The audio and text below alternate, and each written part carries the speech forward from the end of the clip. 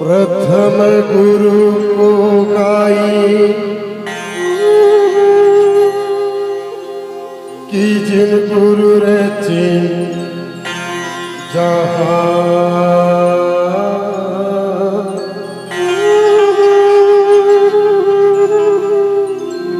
पाने से पैदा भये कि सतपुरुष निर्वाण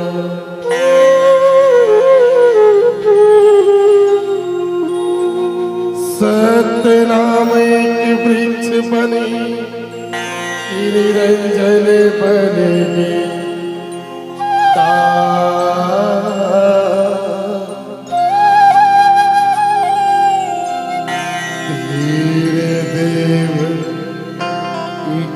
शाखा बने कि पन्ना बने संसार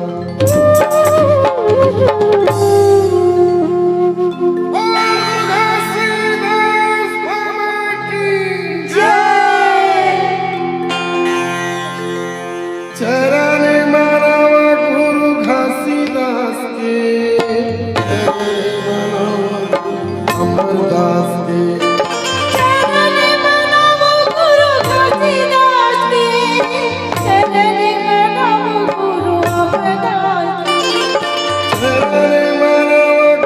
घासीदास के चरण मना गुरु बालदास के चरण मना गुरु घासीदास के चरण मना गुरु बालदास के चरण मना गुरु घासीदास के चरण मना गुरु अमरदास के चरण मना गुरु घासीदास के चरण मना गुरु अमरदास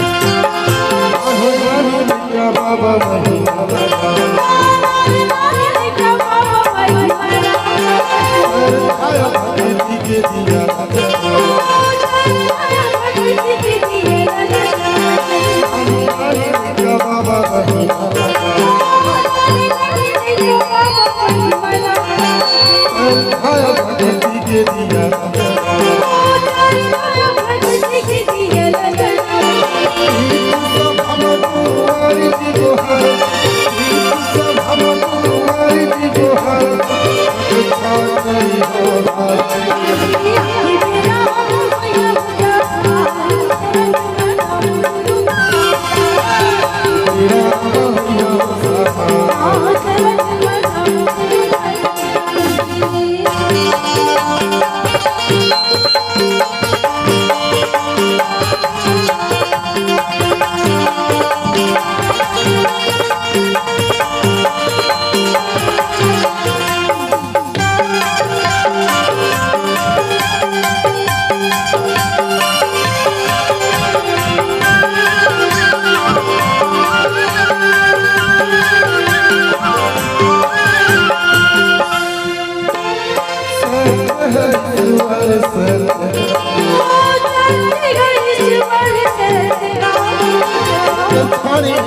बाबा नहीं पूजन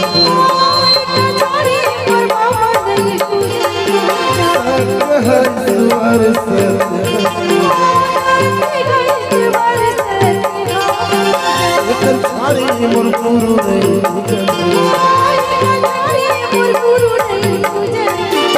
हर संगर मोर बाबा ने रहाव त्रास हर संगर मोर बाबा ने रहाव त्रास हर हम तोरी